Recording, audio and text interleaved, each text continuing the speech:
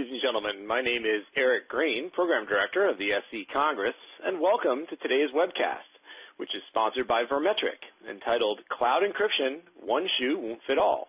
There's no question about the acceleration of data migration to the cloud, but which cloud? All clouds, a mix of infrastructure, platform, and software as a service, cloud models are being deployed by almost every organization. When sensitive and regulated data move into these environments, different data encryption methods need to be considered. So today, you're going to learn how to evaluate if you need to encrypt your cloud-bound data, available methods and techniques enterprises are deploying today, and some considerations in selecting the right key management strategy. We will, of course, leave time at the end of our presentation for questions, so please feel free to type those into the webcast console. As well, the presenters will kindly leave us the presentation for you to download after the presentation today. With that, I'd like to welcome our two speakers. Charles Goldberg, Senior Director of Product Marketing at Vermetric, has held a variety of roles in the past 20 years across research, sales engineering, product management, and marketing in the networking and security industries. His current interests include securing data at rest because it has become easy prey for hackers and an area ripe for innovation, and Adrian Sanabria, who is the Senior Security Analyst at 451 Research. Adrian brings a broad perspective on security to 451 Research, drawing on more than 12 years of enterprise security experience. With a background in system administration and system architecture, he has the security architect and chief incident handler, handler for one of the largest payment processors in the United States. As a consultant, he worked to help enterprises build their compliance and security programs, perform penetration tests, and was a PCI QSA. Adrian is, or has been involved, in various volunteer projects, including CIS Benchmarks, the National Board of Information Security Examiners, and the Penetration Testing Execution Standard. With that, why don't I hand it off to you, Adrian? Thanks, Eric. Now, before we jump in, I just want to say a few things about 451 Research if you're not familiar with us. Though I think we're easiest recognized as a competitor with the likes of Gartner, Forrester, and some of those guys. We're a little bit different in a few ways. We were founded in 1999. We're an independent IT research firm. We do focus on the enterprise. We don't spend a lot of time on the consumer side. We've got over 100 analysts, and a few things make us unique. We focus on the financial side, the business side of IT and this industry. Specifically, as Eric mentioned, I work in on the security side here for 451. We're also focused largely on innovation and disruptive new technology, so we spend a lot of time on both security and cloud, and definitely where they meet there. And we talk to a lot of startups as well. We're vendor-focused. We write individual reports on vendors. We also write about trends.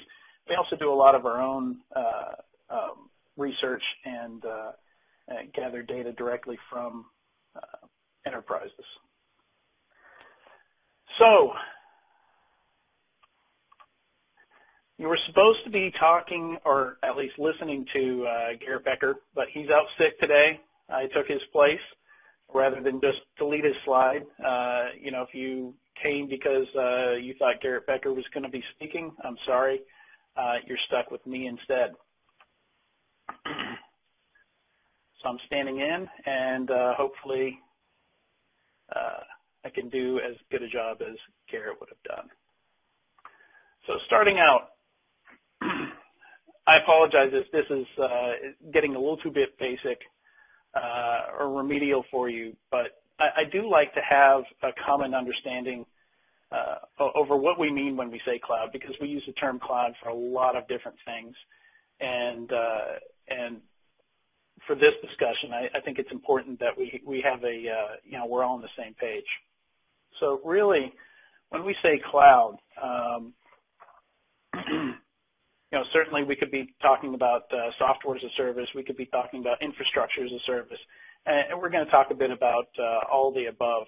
And personally, when I think of cloud, I kind of think of cloud as like if you watch Harry Potter, or if you were a tabletop gamer, like an enchanted bag of holding. I can keep putting stuff in it. I can keep using it for things, and it never gets used up.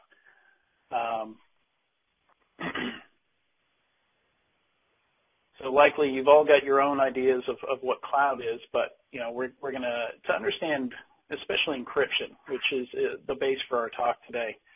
I think it really is important to understand the different components that go into cloud and what customers are responsible for versus what the actual service provider is responsible for. I think that really touches on the root of what we use encryption for and why we use it.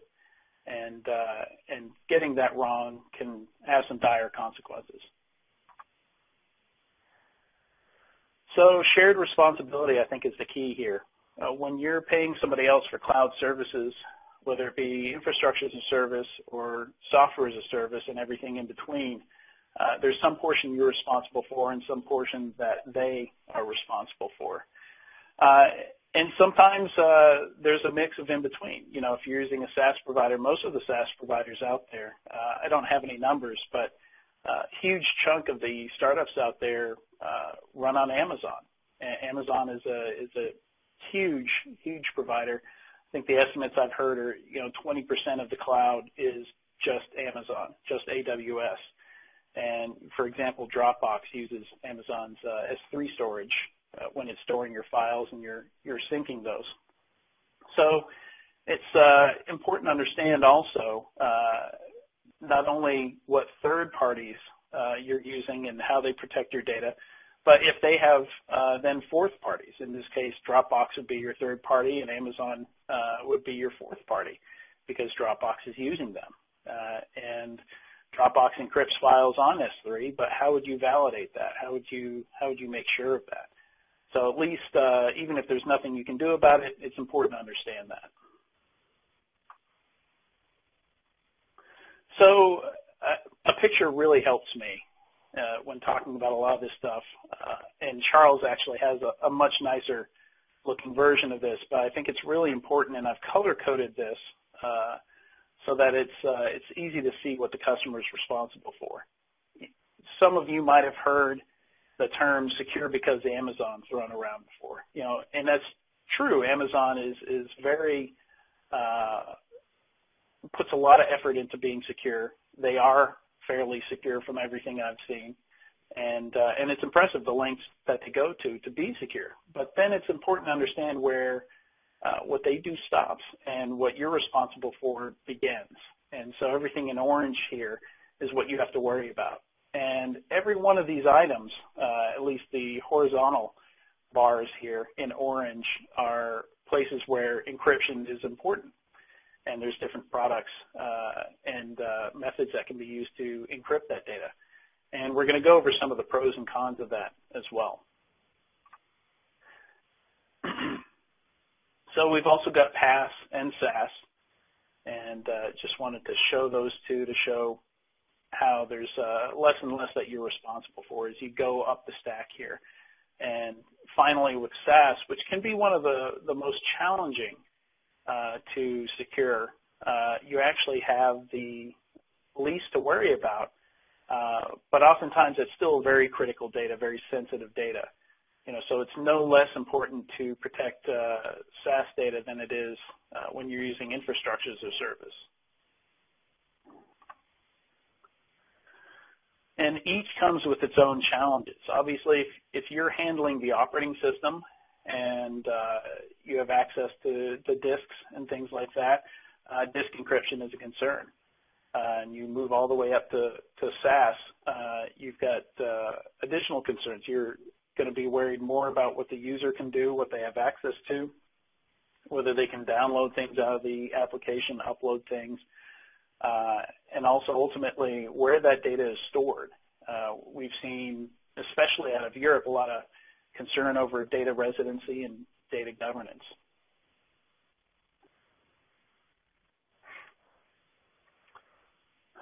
So encryption challenges. Performance, I think anytime encryption comes up, performance is a big one. You tend to have a hit with anytime you implement encryption, especially with disk encryption. The other day, I realized I hadn't encrypted my new phone, and I went to encrypt it before really reading about doing it. And the performance on my phone is just night and day from what it used to be, and I found out that Android Lollipop has some kind of issue with encryption, some kind of performance issue, which is the reason that Google isn't enforcing encryption on all Android 5.0 devices. But at this point, I'm going to stick with it. I need to encrypt my data. But it's made a huge difference in the user experience for me. And in the cloud, it's no different. You need to be aware of any of these performance hits. And as you move up the stack into software as a service, you run into some different challenges where it's not so much just performance that you're worried about, but application functionality. If you encrypt all the data you put into a SaaS application, in many cases, search would break outright. So you have different approaches to it: format preserving encryption, different ways to encrypt the data, put it in there, and still allow users to be able to work with it, even if they can't decrypt the data, and to break as few features as possible. So it's a tough line to balance on there in some cases. With encryption gateways, latency is often one of the big issues. And we've heard, especially in the early years with encryption gateways, where essentially somebody's encrypting and decrypting your data on the fly as you use SaaS applications. That's been again, to the user experience, it's been a killer when users complain or it breaks the application. So there have been a lot of advancements and changes there to reduce latency as a challenge there. And then with anytime you're doing encryption, I think key management is easily one of the toughest. When I was a PCI QSA, that was often a big hang-up, especially if somebody decided to do encryption themselves and just kind of roll their own, and they, a developer or someone like that decided they do their own key management. And some of the things I've seen just boggle the mind as to how somebody might have thought that this was okay. But it really does get complex. It's not a simple thing to protect the key that you encrypt with, and sometimes you've got a key encrypting key, and somehow you have to protect that key. So you've got all these different layers that you have to deal with, and key rotation. Are you going to expire keys? You need a plan if you have to revoke a key. If there's some fear that it's been compromised, like somebody finds it sitting out on GitHub or something like that, which has happened many, many times in the past few years. So we're going to talk about key management a bit as well, and I'm sure Charles has some to say on that as well. So what are the reasons that people are interested in encryption? Honestly, I think encryption is probably the number one enabler for cloud adoption. I think the number one fear when you hand your applications, your servers, your data to someone else to host is that they might lose that data and you might have a breach, or that data would somehow get exposed.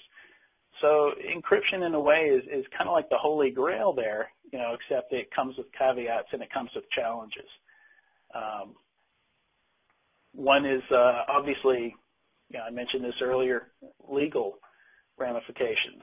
Are you allowed to store data with that cloud provider? Where are they actually storing that data? Can you be sure of where they're going to keep that data?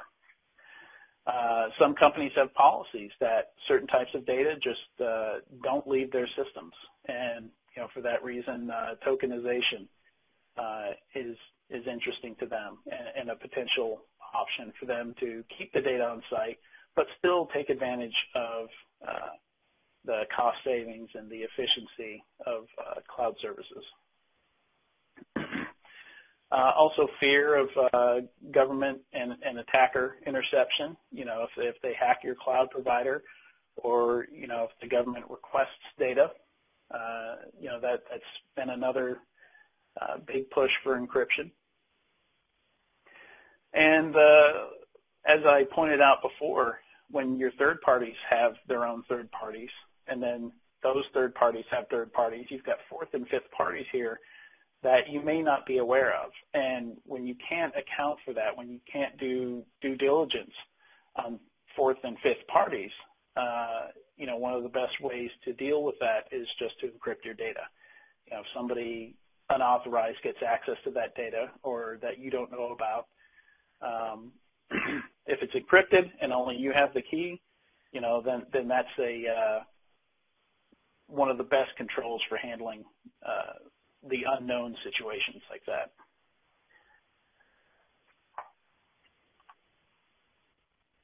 So key management, as I mentioned before, can get really, really complex, and it's actually a best practice in security that you don't try this at home. It's a PCI QSA, when they train you for that, they really urge you to tell people not to do encryption themselves.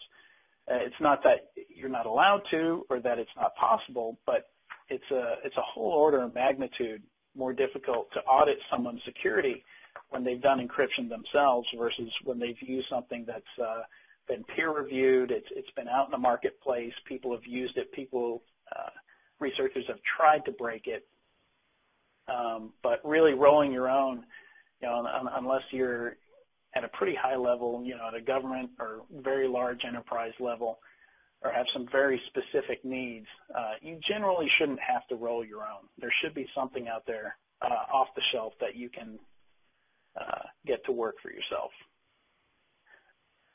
So again, we covered this before. Take into account what you're protecting against. And that's really important in encryption because I've seen people that just try to encrypt everything, and it makes it for a very complex situation, one that's tough to troubleshoot when you've got so many layers of encryption, or you've made the encryption just as strong as possible. You really have to consider what you're protecting against, and it's easy to go overboard with encryption and cause yourself more problems than it's worth to actually protect the data that you're putting out there. You've got to ask yourself, does it need to be protected, or how long does it need to be protected for? If we're talking session IDs that expire every 60 minutes or something like that, you don't need something that can withstand a brute force attack for 100 years, for example. So all that needs to come into play when you're considering the encryption that you're using. So different flavors of key management here. For anyone that uses Box or Dropbox, file sync and share services like that, all those companies like to make it known that they encrypt your data, but you're taking their word for that. So that's the second bullet point here on the right-hand side. They do it, and you have to trust them with that. For a lot of for individuals, for consumers, that's usually fine with most of us. The value of our data is considerably less than an enterprise. So we go with that. We'd much rather have the convenience. It'd be pretty tough for me to file, sync, and share all the photos I take of my family if I'm trying to hold the key myself and do that. I can do that. There are solutions out there for consumers to do that, but there's a little bit more complexity there. For an enterprise, that tends to be a lot more important. And again, consider what you're protecting. If it's really, really important stuff, then you see enterprises insisting on holding the encryption key themselves. That way, when they know, if law enforcement or an attacker gets access to their cloud providers' systems, they have some assurance that their data is fine because it's encrypted appropriately, and they're the only ones that hold the key. So that's the first bullet point there. You trust yourself, one hopes. And the downside of that, the con there, is when you're handling those keys yourself, it's less convenience. You're giving up convenience there. You're moving stuff to the cloud, but you're still keeping stuff on-prem or somewhere where only you have access to it. And for that reason, we've seen use of HSMs in cloud environments. AWS has a cloud HSM offering. This HSM still sits in Amazon's facilities, but the idea is if only the customer has access to it, then that's okay. Then that's waylays some of those fears. And with every business, it's different. Some are okay with that. A lot of Amazon's customers push for that and now use the cloud HSM. But some customers have to have that HSM on site. They have to have that key management piece on site. So important to understand the pros and cons of handling it yourself. Box rolled out enterprise key management. Is an interesting case here where they tried to kind of make both sides happy. They're using cloud HSM, but the key is still exposed to Box at one point there when the keys get created on their systems. So it's a compromise there. How long are they exposed? Who has access to them when they're exposed? How many Box employees can dump the memory on that system and potentially get access to those keys? We don't know the answers to that. You're still having to trust them to a certain extent. So key management is a big piece, and it's important to understand that because it is the key to encryption, literally. I apologize for the bad pun. So there are many, many, many point solutions, especially when you look at the encryption gateways out there. There are companies that exist entirely on encrypting data for one SaaS service like Office 365 or Google Apps, and there are a ton of people using those, so it's a good business for them. They do quite a bit of business. The only problem there is if you use a bunch of these different services, there may not be a vendor out there that supports them specifically as deeply as some of these one application encryption gateway companies do. Or you may need to work with multiple companies to deal with this and to satisfy all your requirements. And that's specifically on the SaaS side.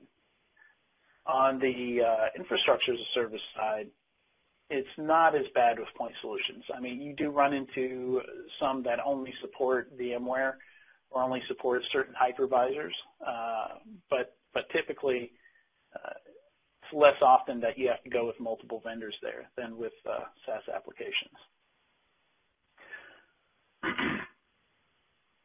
Another point here, even after you go with one of these vendors, you still may have single sign-on and access control issues where you might go with a one login, a ping, and an Okta, but then you still have to pay someone separate for that security gateway. And in the future, we think a lot of these cloud services gateways and companies and startups will consolidate somewhat, making it a little bit easier to find one vendor to go with to satisfy all those requirements.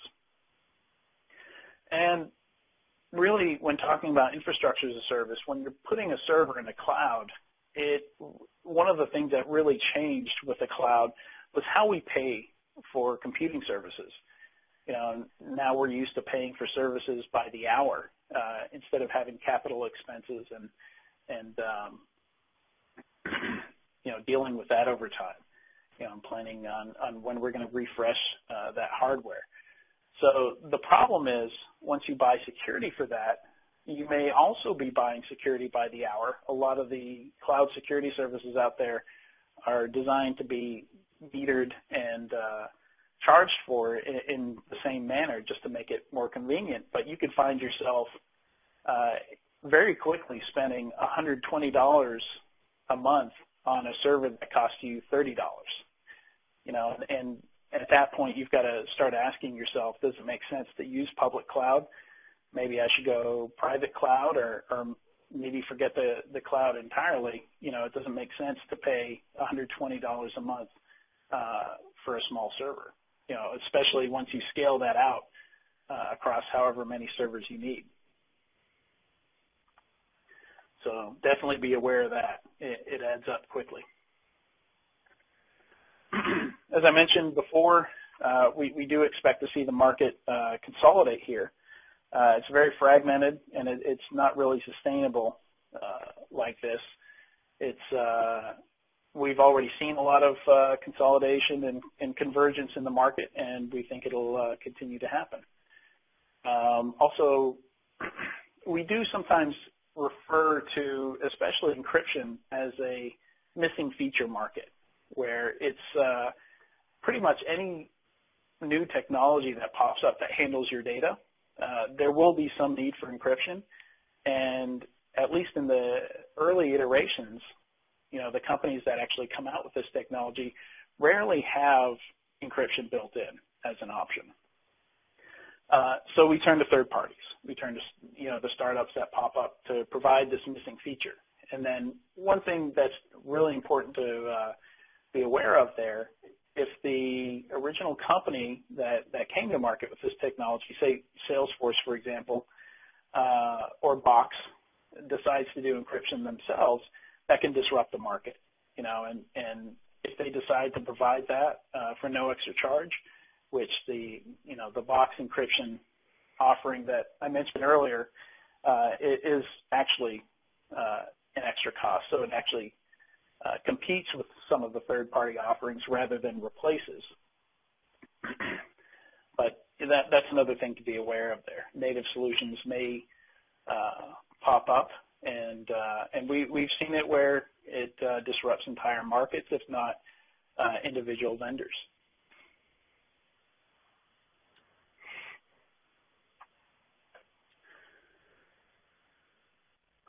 So conclusions and recommendations here. It's I like my joke better. I think Garrett's is a little bit overused here. He says unplug the internet, which is I think we've all of us that have been on the enterprise have had that feeling before. But yeah, if you still have a mainframe, those need encryption too. They're not exempt from any of the stuff we're talking about here. So, jokes aside, I think it's important to work with partners and resellers, especially in light of the fragmentation in the market that I mentioned earlier, to really get a full understanding of the full stack that you have to protect. And you even have extreme examples with companies like Firehose that sell the entire stack. It's very expensive cloud compared to your typical public cloud, but they try to build everything in there for you. And if you don't want to go that route, there are a lot of partners and resellers out there that help bring all those together and make it a little less of a hit. Those subscription costs that can pile on and add up. So that's a very it's a good place to start, at least. Like I mentioned before, consider what you're encrypting and why you're encrypting it. And I always like to tell people, run the scenarios. Take the different, if I lose this data, what's the breach cost?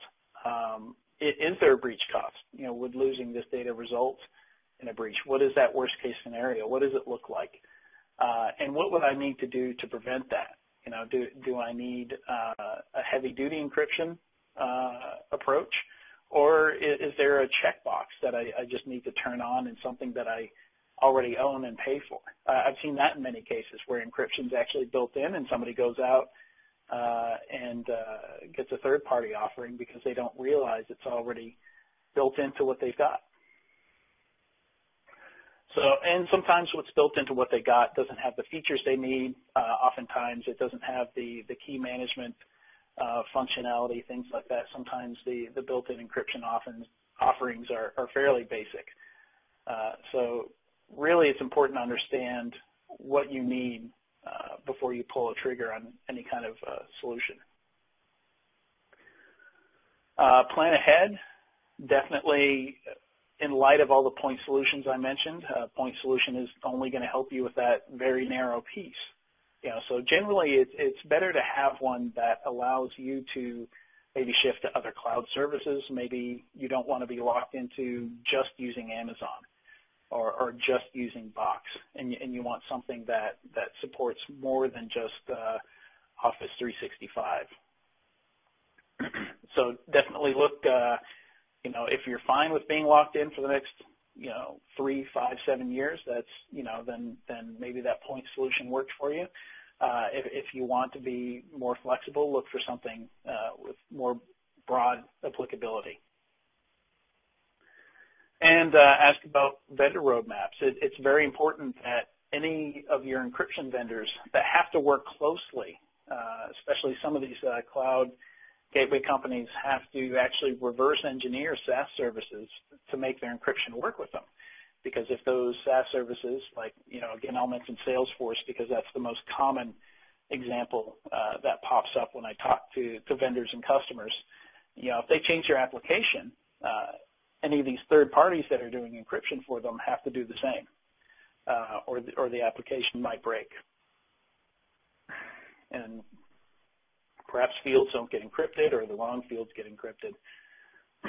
So important to understand that your vendors, if they have to do that, they're working closely with the vendors that they're doing encryption for, and have some sort of plan, if that vendor decides to introduce their own encryption product.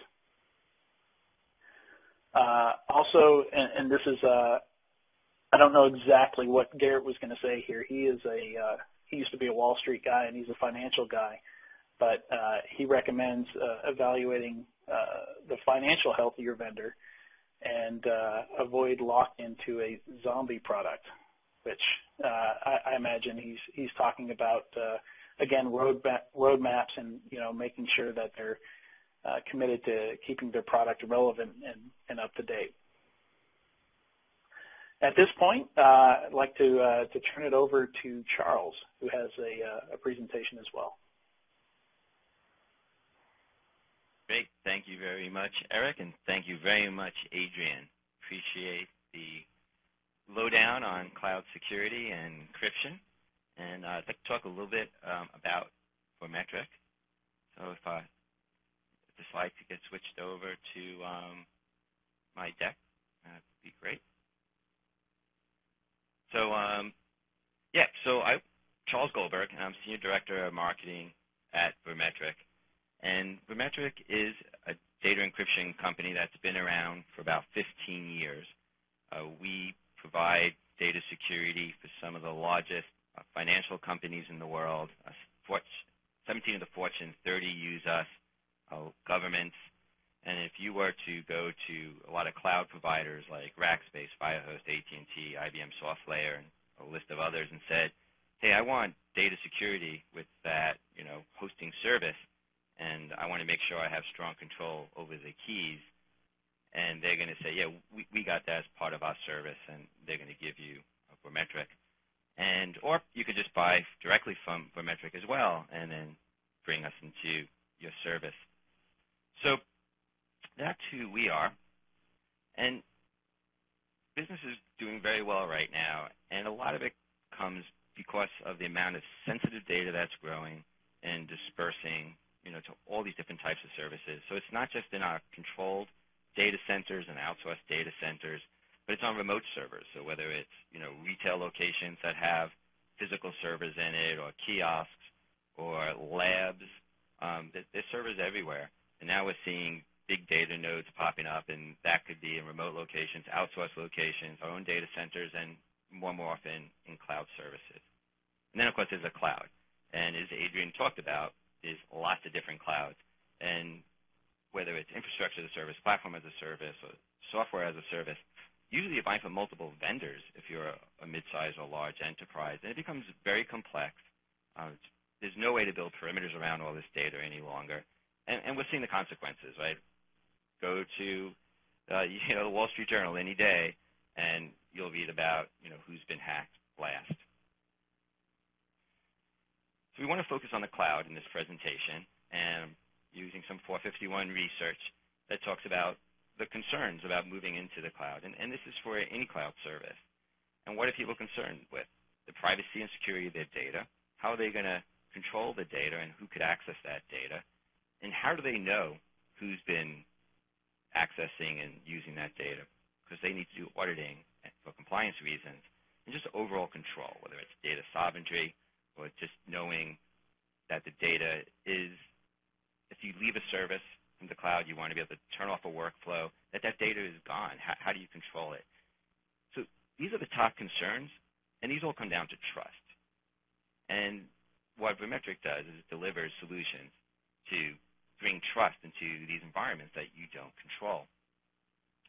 Now, we're talking about software as a service, so I wanted to dig down into that a little bit.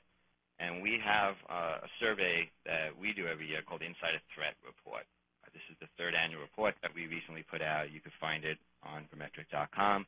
It's research done by Ovum. The surveys of over 800 IT professionals is done by Harris Poll. And when we looked at all the different types of SaaS services, and this is just a partial list up here, it's interesting to see cloud storage vendors were the ones people trusted the least, and they had the most concerns about. So these are your boxes, your OneDrive, your Dropboxes, S3s of the world. And it makes sense, right?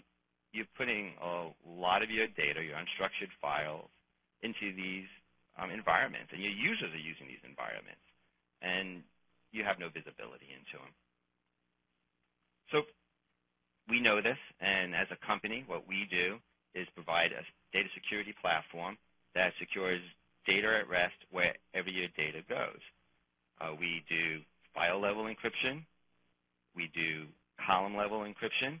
If you need format preserving or PCI compliance, we offer tokenization solutions, security intelligence, data masking, and all these capabilities are around strong key management.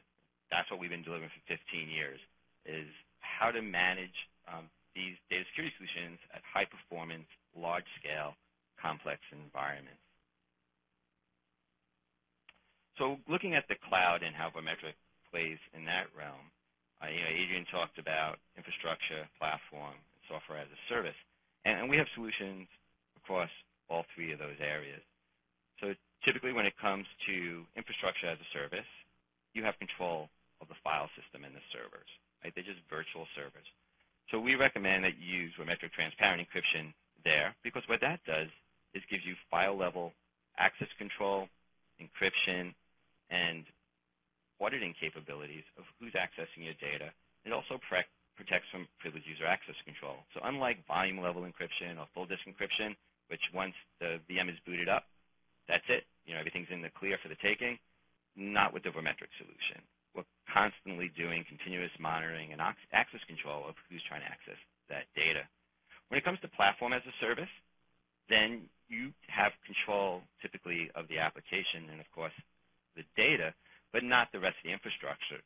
So unless you're buying the transparent encryption capabilities from a PaaS vendor, and there are PaaS vendors that offer Vermetric as part of their service or offer encryption in general as part of their service, then that's great. But if not, then you could encrypt or tokenize that data at the application layer before it goes into that PaaS environment. But what I wanted to focus on today is a new product from Vermetric, and that's the Vermetric Cloud Encryption Gateway. So when it comes to software as a service, you have no ability to control the infrastructure or the application, right? You only could control your data. So in that case, you need one of two solutions.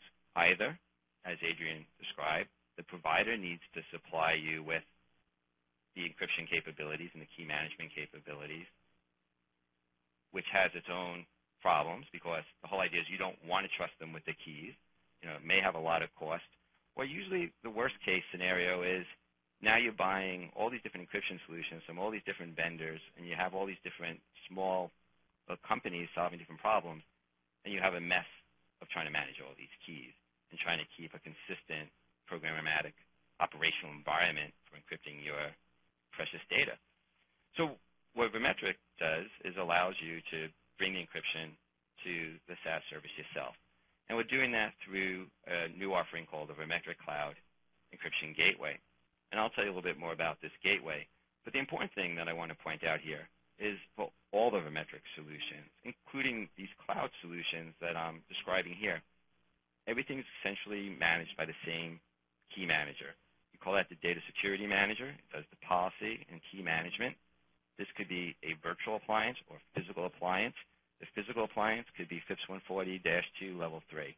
So this is serious, high scale, largest companies in the world, governments are using this key management system. So what are the challenges?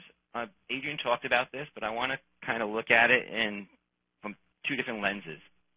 When it comes to moving into the cloud, and cloud storage certainly included in that, there's, the way I see the challenges, there's trusting the provider and then trusting your own users. So from the provider perspective, you don't really know their infrastructure. You don't know if it's truly multi-tenant. You don't know if someone on their side was to break a firewall rule, and all of a sudden you have fake sharing and data is mixing.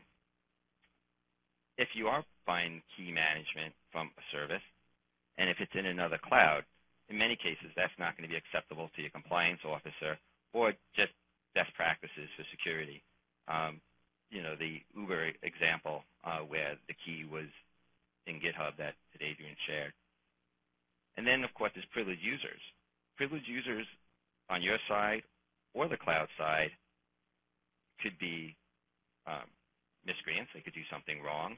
Or the more likely scenario is they're going to get compromised. And that is the main attack vector for APTs and malware, to try to get those credentials of a privileged user, because then you have free reign at the infrastructure. You could copy all the data and send it home. So you need to prevent that from happening. And then for many industries, they are worried about government subpoenas. And if a cloud provider is told to hand over data, and there's a gag order, which almost always is with these subpoenas, they can't tell you, the corporation, that they're handing over your data. But if you encrypted the data and you're holding the keys, then the government needs to come to you to get those keys, and you could get your legal involved. So that's the provider trust issues. Then there's the user trust issues. We like to trust our users, but we know at the end of the day they're going to do what's convenient, and they're going to go for productivity. And when they start turning up services like Box to share files and to collaborate, they could be violating compliance. They could be loading up spreadsheets or moving in documents that have your customers' health records or credit card information, social security information, be violating PCI. It happens all the time.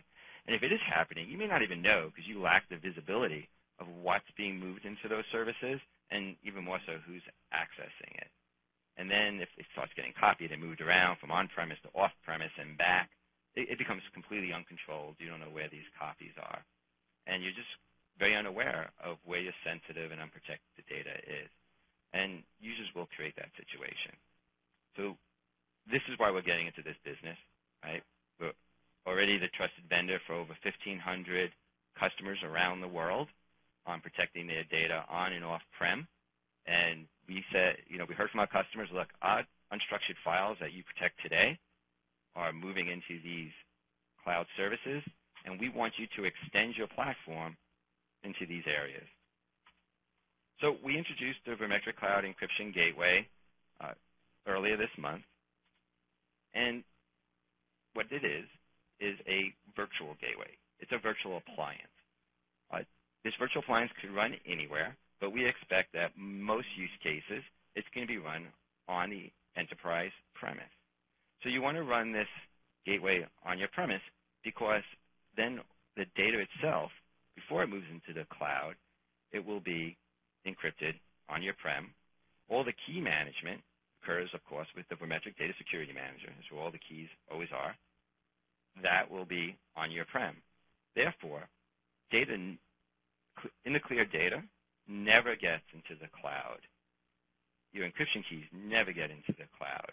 And you don't have to worry about trusting the provider or trusting your users because you're enforcing that good behavior. You're making sure that everything is encrypted and you have control of that data before it leaves your premise. So the first release of this gateway was supporting Amazon S3 and Box, but it's architected in such a way that you could add additional what we call Vermetric security blades over time. So we'll be adding other cloud storage providers like OneDrive and other SaaS providers like Office 365 over time. So this is an infrastructure that once you invest in, you know that there's going to be a long roadmap ahead, and this is what the company's been doing for a long time, constantly moving forward with our solutions. So we currently have the most flexible and broadest data security platform in the market. The Vermetric Cloud Encryption Gateway, to summarize its capabilities, it's transparent. And what that means is once you set this gateway up, again, virtual appliance, you bring it up, it's very easy to deploy. You don't have to change any user's applications. You don't have to adjust any kind of workflow. The cloud provider, nothing changes on their side, so there's no APIs that you're going to have to start programming to make this work. It's transparent. You want to scale it up, it's easy because it's a virtual appliance. You could just open up other virtual appliances, so it scales horizontally. We designed this to be stateless, so it scales very quickly and easily. Of course, probably the most important part is the key custodianship. You, the enterprise in IT, always hold the keys. You never give that up to a cloud provider, whether it's the provider you're buying the service from or paying a third-party cloud provider to manage those keys. And this is part of your infrastructure. A very cool capability that we have is called Storage Monitor. And once you decide to protect a file or a directory, let's say in Box, S3, and the gateway discovers that there's unencrypted data there, it can automatically encrypt that data. So your risk window will be very small if somebody was to move a file into that directory without coming through the gateway.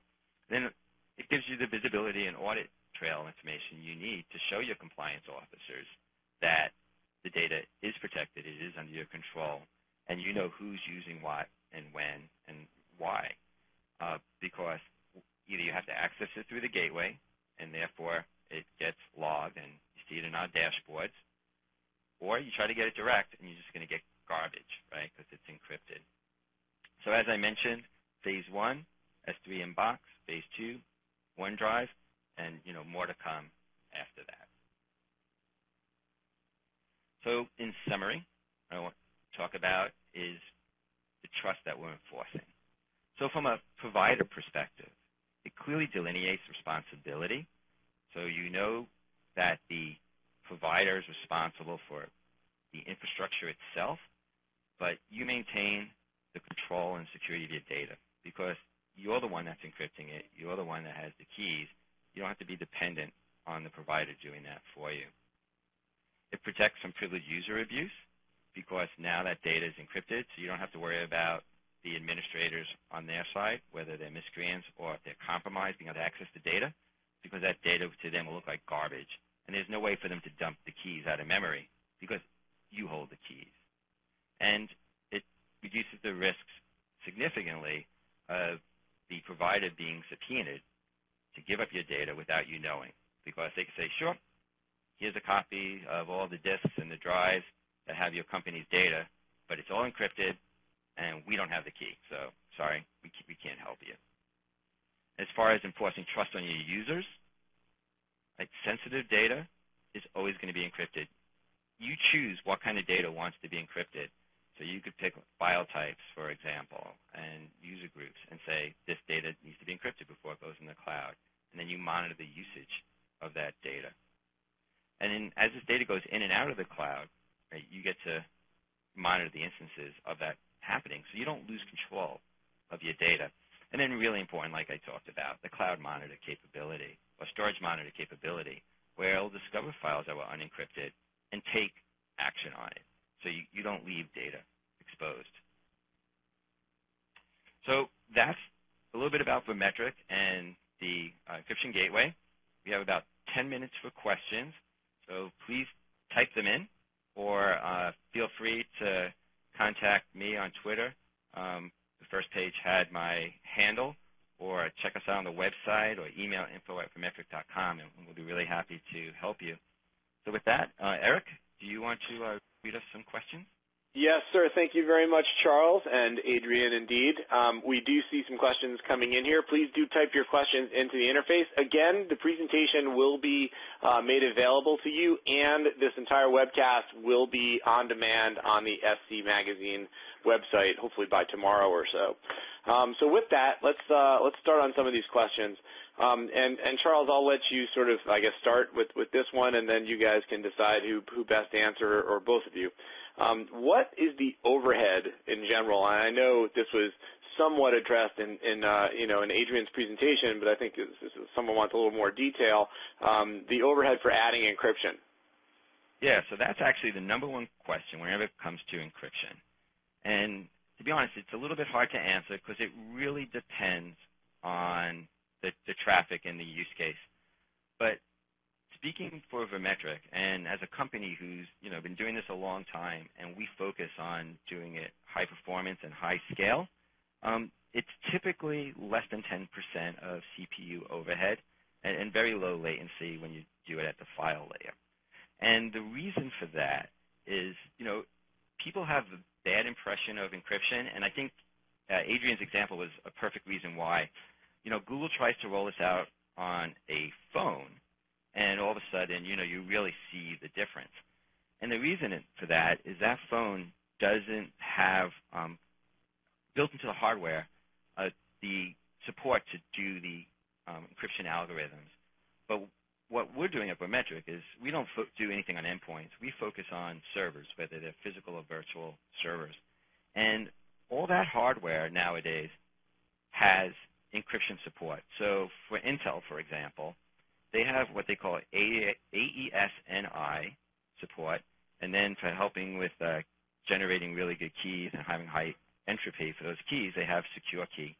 And Vermetric works very closely with Intel, and we squeeze out every bit of performance from those chips. In addition, because we run at the file system level, we are very aggressive at using caching, multi-threading capabilities within the software. And Intel actually published a paper on MongoDB performance, and we actually enhanced it once we got turned on because it was a new MongoDB release, and we're just so aggressive in using the file cache more so than they were at the time.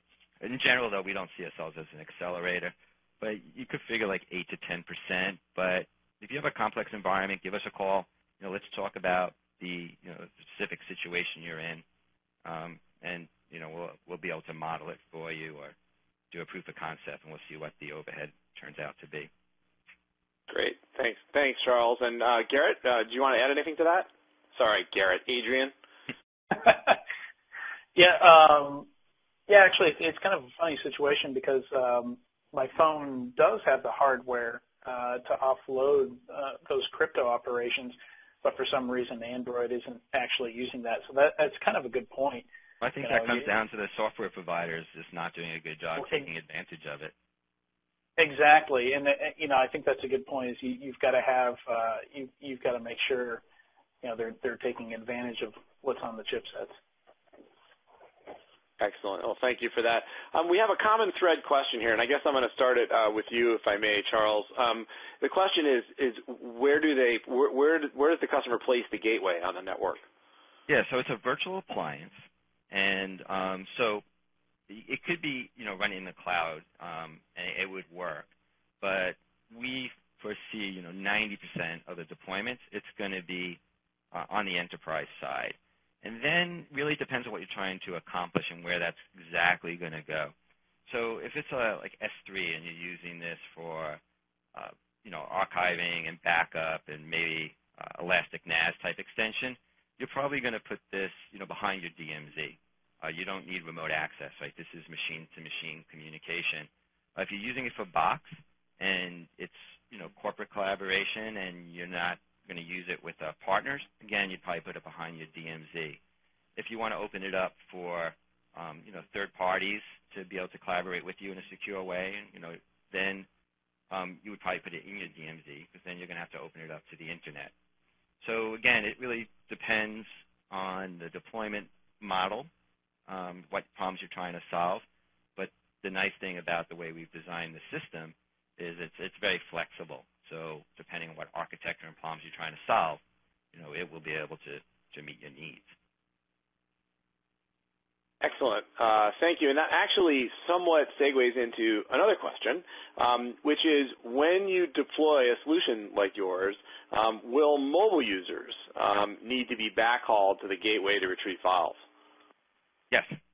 So that's the whole idea. If someone tries to get it directly from the cloud without coming through the gateway, and it's something you decided to protect, and it's encrypted, they will get encrypted data, and they won't be able to use it.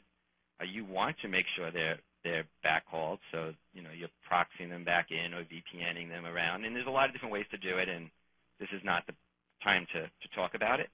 But the answer is yes, absolutely, and that's what you want, because you want to be able to monitor the usage, and the only way to do that is by coming back through the gateway. Got it. Makes sense. And Adrian, do you have anything to add there? Nope. Excellent. All right. So let's hit on the next question here. Why wouldn't I use the encryption services provided by the service provider, like a Box's encryption service? Yeah. Do you want to take that first, Adrian, or should I take it? Yeah. So. Okay. Well, no. Yeah, I can take it. I kind of mentioned this in my slide deck, so I'll take it. Well, and I feel like I hope I did a good job of laying that out. But so two things there. Generally, there's some kind of compromise with the services provided by the service provider themselves, because their number one priority is typically efficiency and convenience for the services. And kind of the heavier-handed, or what they view as heavier-handed security approaches, they tend to like to leave to the third parties. And the second thing, in 451's interviews with people and surveys, we found that customers tend to tell us that they prefer to have the company doing security and the company providing the product or the services to be separate, which is understandable, I guess. Yeah, and I agree completely with what Adrian just said, and I'll just add two things. One, better to use the encryption they offer than non-encrypt at all. So, security is about risk. So please do what you can to reduce the risk, and as a consumer, stop losing my data. But then after that is you got to look at this from a holistic standpoint, and you're going to use a lot of different cloud services. And you have a lot of services that aren't in the cloud, right? They, everything we talked about, your data center, outsourced data centers, multiple data centers, remote physical servers, and so forth. So if you look at this as one project at a time, very quickly you're going to have very inconsistent encryption policies across your enterprise. It's going to get very, very expensive, very complex, and then key management always suffers the most. And you're going to have some projects in some areas that have very weak key management. So if you look at this, like, how do I provide encryption service across my company in, a top quality, trusted way, then, and you pick a platform, anyone, that could meet all your needs, or as many needs as, possible, then you're going to reduce the cost of operating that environment significantly. You're definitely going to reduce the CapEx of buying the solutions, significantly. But most importantly, you're going to have that consistent way to apply security and encryption across your entire enterprise, and it's just going to result in fewer human errors, stronger policy, and just ultimately a safer environment. So it's just bad habit to do these things individual.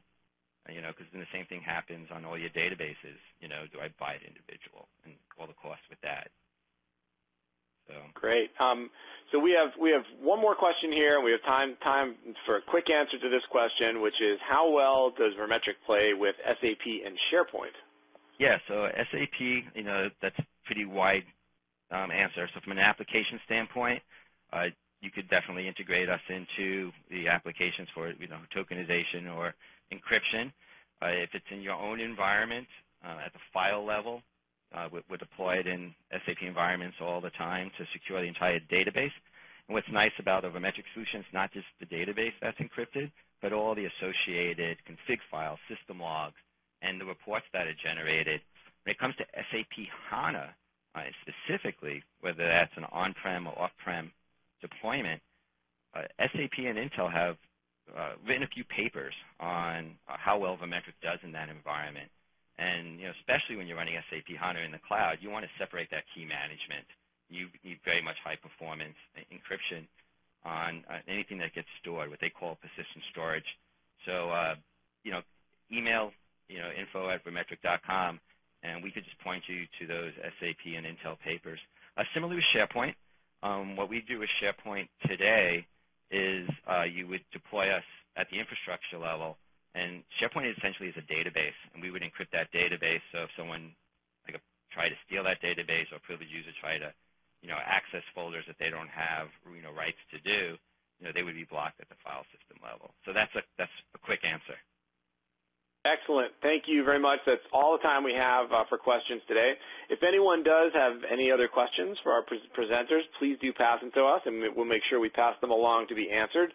Meantime, I'd like to extend my appreciation and sincere thanks to Charles and Adrian for sharing their expertise and insight. Thank you very much, gentlemen. Welcome. Thank you.